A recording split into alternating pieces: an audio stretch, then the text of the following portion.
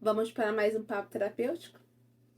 Esses dias, quando estava tomando café, um hábito que eu comecei depois de adulta, bem adulta, deve ter aí uns 6 anos mais ou menos, eu comecei a tomar café sem açúcar.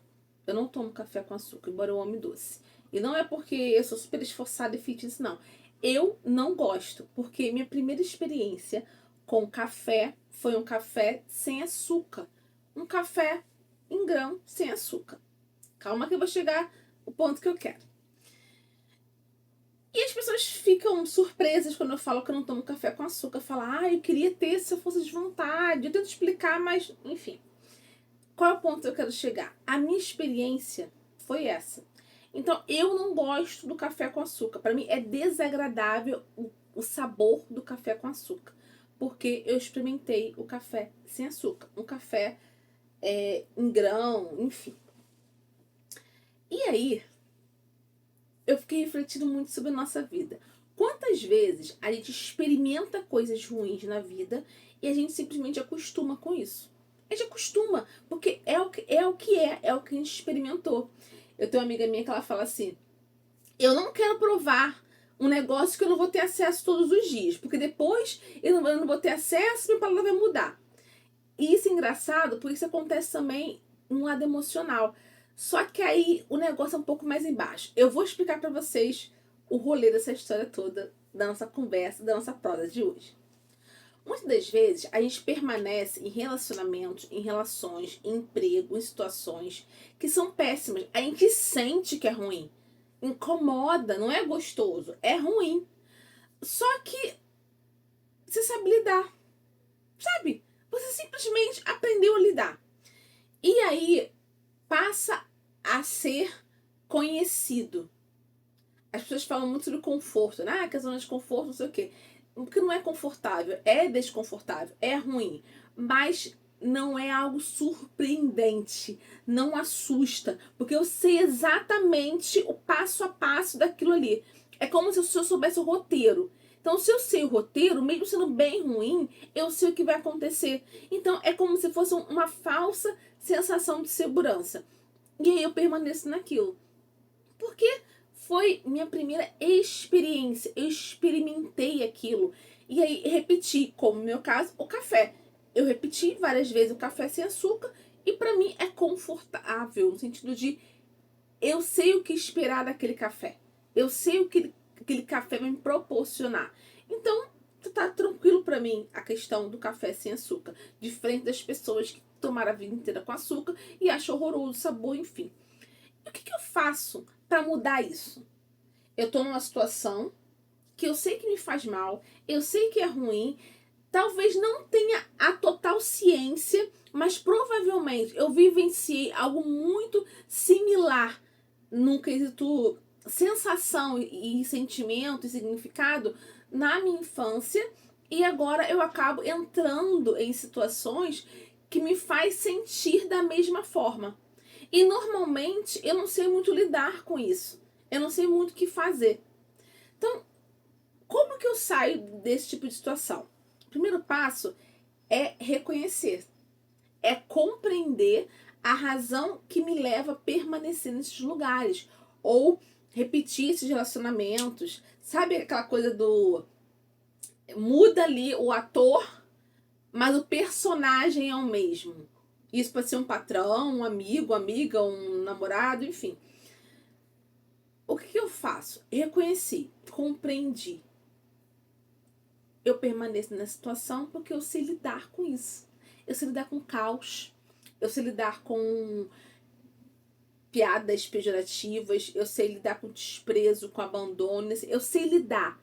Eu sei lidar em ser a terceira, quinta opção.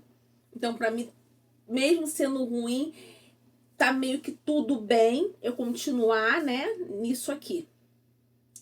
A partir do momento que eu reconheço, eu vou acessar algo que normalmente eu fugi, que é aquela dor inicial, aquela dor primária, base, que eu senti lá atrás, numa época que eu não tinha como me proteger, eu não tinha como me cuidar, eu era só uma criança. A partir do momento que eu acessei isso, que eu entendi isso, eu vou começar a dar passos aí que vem extremamente assustadores, porque eu não sei. Eu não sei lidar, por exemplo, com paz. Eu não sei lidar com um relacionamento saudável. É estranho pessoas cuidarem de mim. É estranho eu pedir ajuda e receber essa ajuda sem que ninguém jogue nada na minha cara. É estranho não ser abandonada. Tudo é estranho. E para que eu possa lidar com essa estranheza, que não deveria ser estranheza, deveria ser o comum, deveria ser o normal, eu preciso respeitar o meu processo. Eu preciso, primeiro, entender a minha história. Eu tenho uma história que não é igual a de ninguém, porque você é única. E a sua história faz com que você dê significado às experiências e as coisas que acontecem no seu dia a dia. Coisas que talvez você fale, eu sou maluca, sou surtada. Ninguém me entende, isso acontece comigo. É porque justamente a sua história é única. Então, às vezes, você reage a algumas coisas que você acha estranho, que você desvalida, que você usa esses termos, que você. Aí eu surto do nada. Combinadinho aqui entre a gente. Nada do nada. Se você sentiu ali uma emoção muito grande, uma intensidade muito forte, que fez com que você tomasse ações na qual você se arrependesse depois e você chamou isso de surto, teve uma razão. E outro passo importante é você aprender a validar as suas emoções.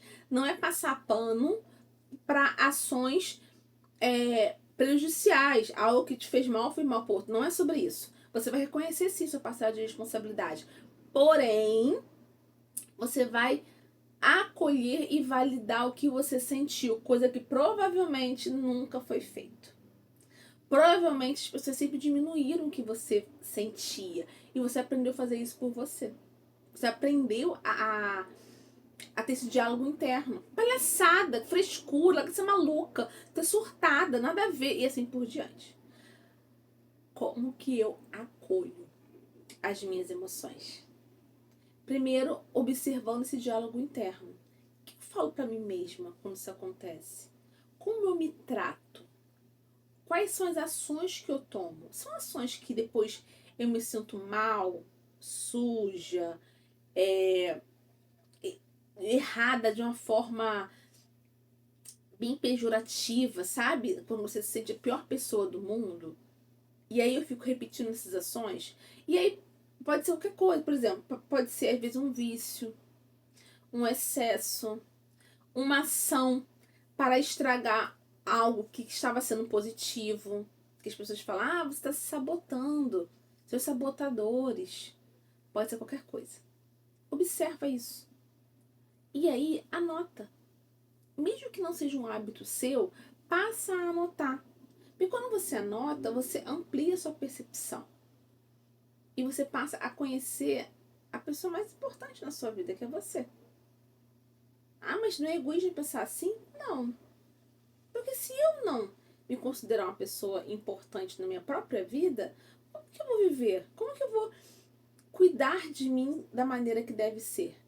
E como que eu vou cuidar das pessoas que são importantes e que são vulneráveis, que precisam de mim, às vezes um filho pequeno, por exemplo? Se eu não aprender a fazer isso por mim mesma. E aí parece ser um passo longo, né? Parece ser, meu Deus, mas vai demorar anos para conseguir lidar com isso. Talvez sim.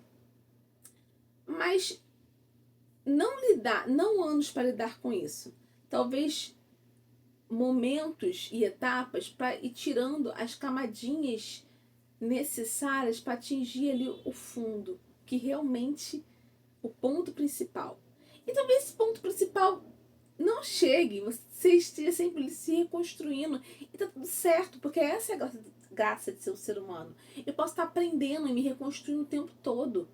E isso é bom, é crescimento. Não, pensa o seguinte, que camadinha você pensa que agora seria importante você olhar? Qual é a camada que você sente que o seu corpo está gritando e pedindo para você olhar?